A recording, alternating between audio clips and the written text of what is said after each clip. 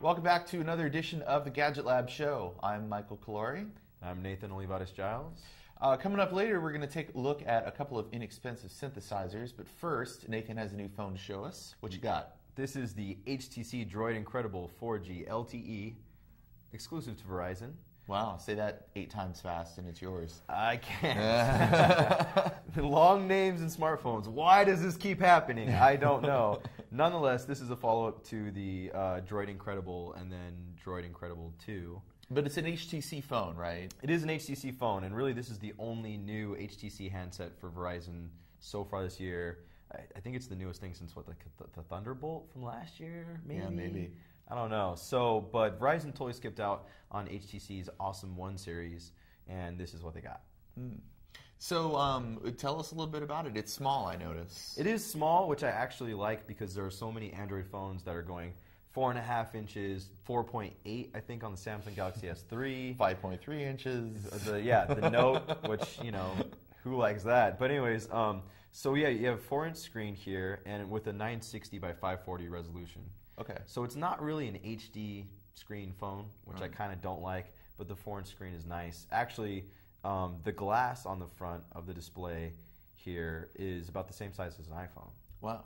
Yeah, so if you held up your iPhone to this, it like fits right there, and then you still have like some external body around it. That's kind of cool. So there, I think there still is something to be said about this form factor. You know, the smaller phones, particularly because that's one of the things that like Android device makers, they look at the Android space and they think, well, there's a great way we can beat Apple's. We'll just make a device with a bigger screen. Personally, I have a hard time with phones where I can't comfortably reach anywhere on the screen with one thumb. Yeah, and this you can reach anywhere you want with one thumb. You can use it easily with one hand. When you get to the Galaxy S3 or the HTC One X, it's just a pain in the butt to do that. So any chance that thing's going to get Jelly Bean on it anytime soon?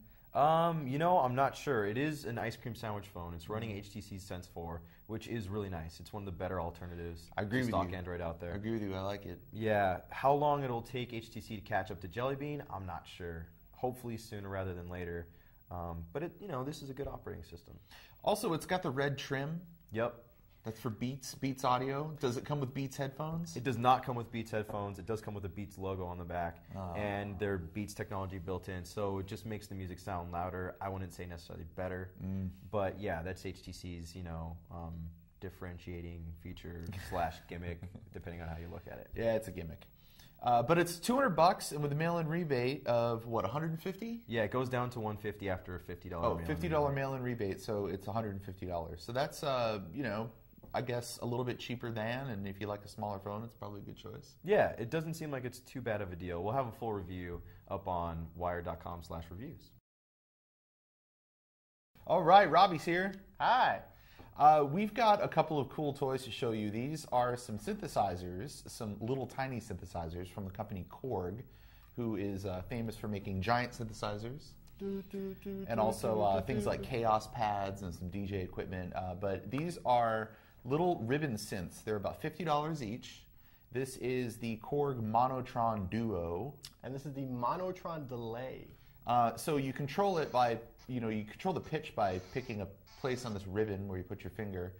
This one's called the Duo because it has 2 oscillators.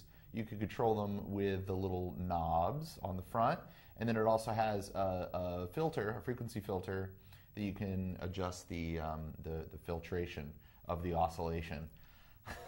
That one's basically the same, except it's got what, delay? This one has the delay, so you can it lights up. If I don't know, you can see it, but it lights up the rate of repeat, and then you can also adjust the delay, the time, and the feedback. So if you have a lot of feedback, the delay will last forever. Forever, it really does. It goes on and on.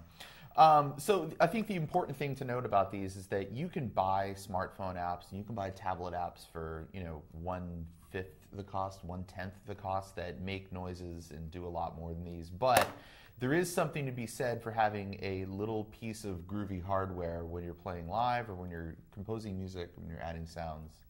The tactile feel of being able to reach over and touch the knobs kind of adds a lot to the experience. Yeah, I actually have a lot of those apps, and we have tried to use them in my band playing live, and without the actual knobs and buttons, it's just not the same.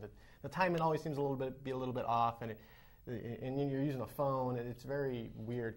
You get text messages from your Bling! wife while you're Yeah, playing. yeah. These, on the other hand, it's a really low entry. I played with this one for 5 minutes, and then I ran and bought one. Yeah. So I actually bought this after playing with it for 5 minutes, and it's awesome when you're using it, but Kind of annoying. it's kind of annoying for everyone else. So as you get used to it. As with any electronic toy, the key is taste, to play tastefully, right? Yes, yes. So we're going to do like a little Marion McPartland NPR piano jazz thing. And Roberto, let's play something together.